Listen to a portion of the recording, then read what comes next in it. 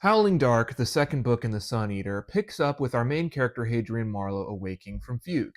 Now, if you've read the first book, this shouldn't really come as a surprise to any reader. We know that that book ended with Hadrian and gang going off on a quest to find the planet Vorgozos to make peace with the Cielsen, and so naturally we know as part of that voyage that Hadrian's probably going to be going into fugue. And so, as we read this opening section, we realize, yes, we are reading the first leg of the journey to Vorgozos as set up in the previous book, and that makes sense until this bomb is dropped on the reader, not even a couple paragraphs into the second page of the book, in which case we hear this.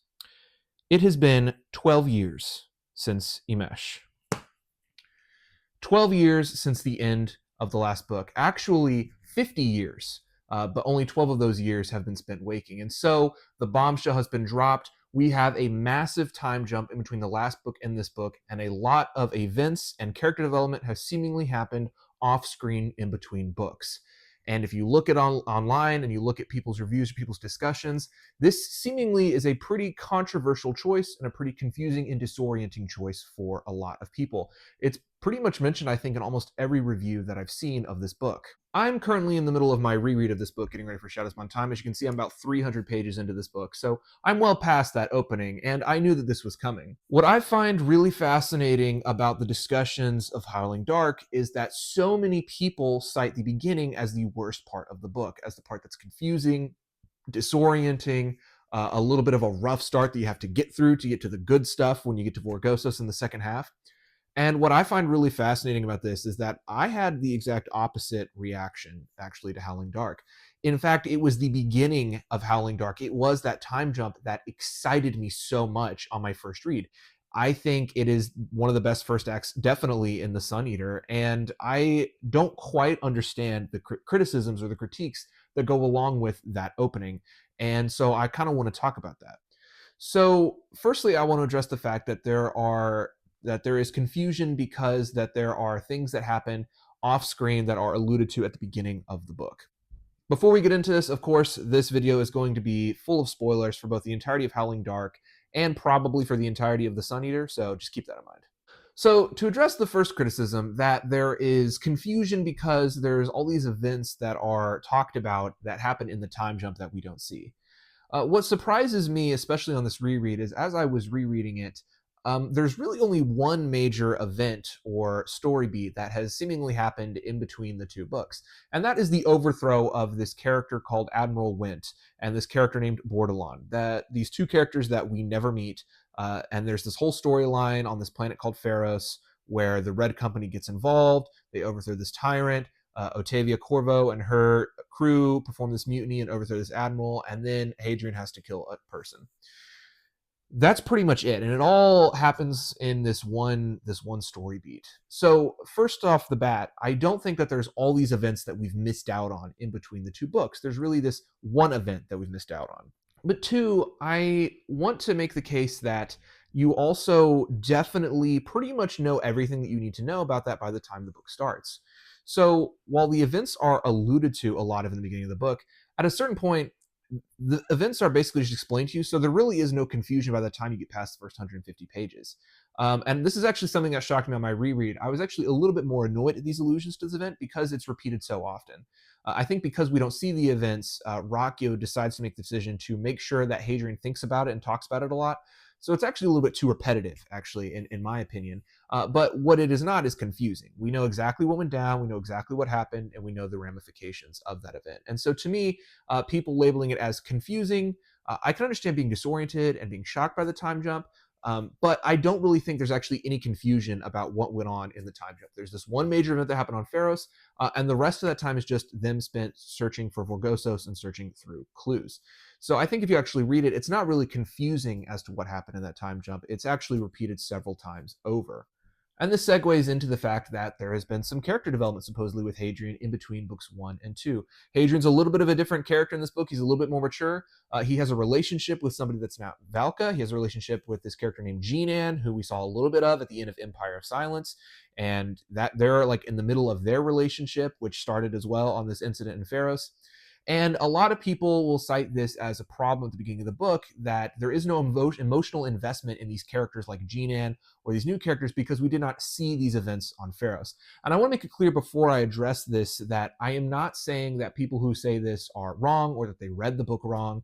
I do merely want to highlight, though, how interesting that I find it that I had such an opposite experience from everybody else, because that's just not how I view the book at all. Something that I find fascinating about books, series like these that have time jumps in them, is the way people feel like they need to see every event in the story described in order to feel emotionally invested.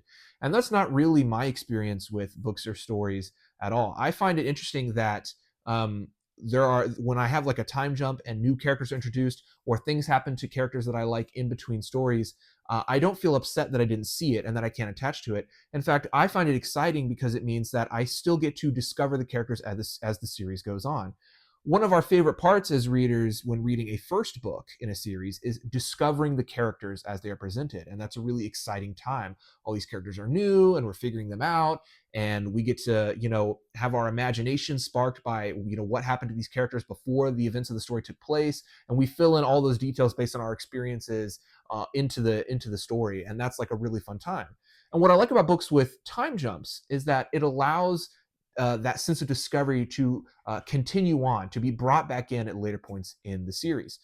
And so, what I love about the time jumps in The Sun Eater is that there is always a sense of discovery with Hadrian. Because there's always a time jump in between the books, Hadrian has evolved in between each books, and so we keep getting to rediscover Hadrian as if it is the first book in the series in the first for the first time. And I find that exciting. I find that fun personally. And I also think it's cool because it allows you to get through some maybe regular character development that you've seen in other series. You can kind of get that out of the way because we can say, well, that kind of stuff has been happened, in between books. So we don't have to spend a whole book just so we can see this moment where Hadrian decides to kill this admiral, right? And I don't think that's a problem. Like I think that's fun. I like that sense of discovery. But what I also like about these time jumps in The Sun Eater is that Hadrian is not a completely different character. He is different enough, but he is still recognizably the same character from the previous book. He's not completely different. And so you still see that gradual change, that gradual character development. But we don't have to see every stage of that character development. I think that's what makes The Sun Eater, even though it's a long series, not feel tedious in any parts, because you're always feeling like you're discovering new things, discovering new parts of the characters, and you always feel like you're not wasting any time on parts of character development that we've seen in other series. We can kind of get through that. But three, I've noticed that I feel like I just have the ability to be able to fill in details and imagination and get that emotional investment that other people are looking for, even if it's implied and we don't see it. So the big example of this is a lot of people criticize that I've seen the relationship that Hadrian has with Jinan at the beginning of the book, and they say that that there's no emotional investment with the relationship with Jinan because we don't see the relationship with Jinan a lot. And I find that fascinating because to me, the moment Jinan is introduced and Hadrian is describing how they've been together for these many years and he describes the relationship, I'm immediately able to imagine all these details about Hadrian and Jinan that, well, yes, are not on the page. Again, this goes back to that sense of discovery and filling in details for yourself, all those things. I get to do all that with Hadrian and Jinan, and I understand because I've been in relationships. Oh, okay, this is Hadrian's first big relationship besides Kat, and I can bring all that emotional investment on my end into that relationship because I've been in a relationship like this one with Jinan. I've been in a relationship that ends horribly like this one with Jinan. So to me, I have that emotional investment because I'm able to bring my own experiences to the text. And again, so I don't want to say that anyone's reading this part wrong.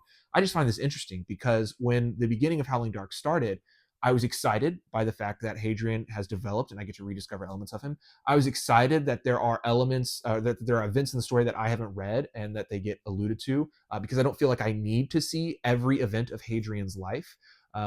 And I was invested immediately because I was able to bring, my own emotional experiences to this character because I can relate that because I've had a similar experience. I can immediately feel that in, and so I am emotionally invested to Jinan because I know what it is like to be emotionally invested in a relationship, and because we know the relationship isn't going to end well, and this is at the tail end of the relationship. You can immediately get into that headspace, and so I did feel emotionally invested when the relationship with Jinan ended horribly. I'd also like to take a minute to talk about the fact that I've seen a lot of people say things like the fact that they felt like we needed to see the events of the story in between the two books. And I'd also like to push back on that a little bit. I feel like a lot of times you have this idea that once you start a story or a series, that you need to see all the events in the story leading up to it. And what I love about the Sun Eater or books like this is that, especially when you have a narrator or a writer, a first person, that Hadrian, one, this commits to the bit of the first person narration where Hadrian is writing parts of the story that he thinks are important. And so if he doesn't write out the story on Pharos in its full, then that means Hadrian doesn't think it's that important. It is just a brief moment in the story that, is kind of vaguely important in that 12-year period, but is not important enough for the Sun Eater tome that he's reading.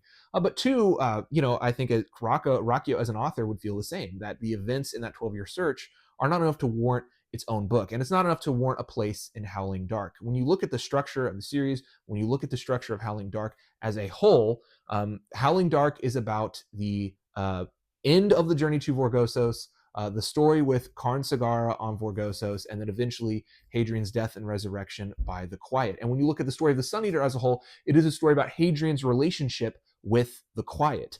And so this event in between the two books with Admiral Went, I don't think is an important part of that story. Yeah, it seems like it would be a fun story to see him get together with Gina, to see him overthrow this admiral, but it's not about Hadrian's relationship with the Quiet, and it's not about all the things that happen on Borgossos. It's not about thematically, right? The thematically, Howling Dark is so much about dealing with humans mixing with machines, and what does that do to a person? How much does that change someone's humanity? And this stuff with Admiral Went is not really part of the stuff that Howling Dark wants to explore thematically. It's not about the important stuff with the plot in the book, and it doesn't really have anything to do with the overall story about Hadrian's relationship with the Quiet. And so, in that sense, this event in between these two books would only drag down the pacing. It would only feel like a waste of time, or a tedious waste of time, if this was inserted as its own book into the series, or even inserted as a novella. It just is not that important. I'm reminded of another one of my all-time favorite series, The Expanse, in which there is a time jump between book 6 and book 7. And there's something like a 30-year time jump, I believe, between those two books, if I remember correctly.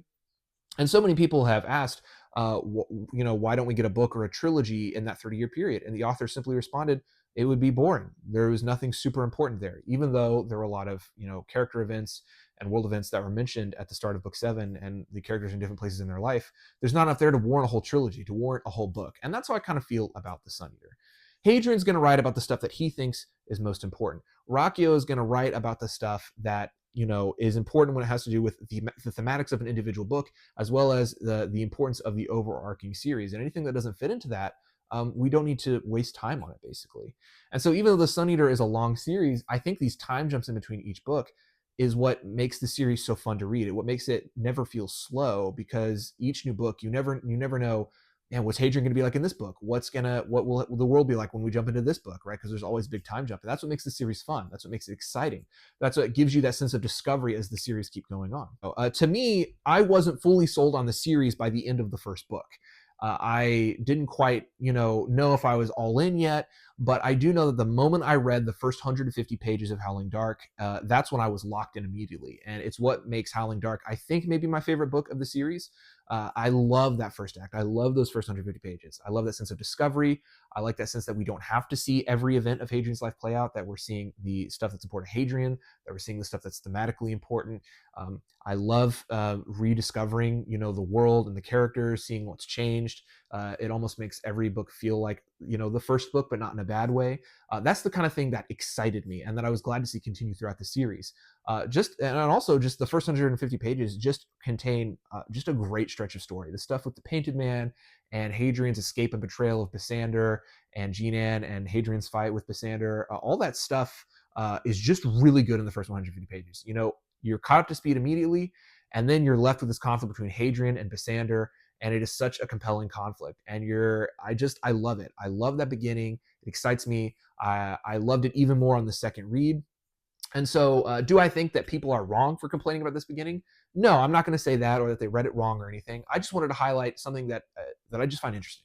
I found it fascinating that I have the complete polar opposite reaction to everybody when they talk about the beginning of Howling Dark, because the beginning of Howling Dark is definitely one of my favorite parts of the Sun Eater.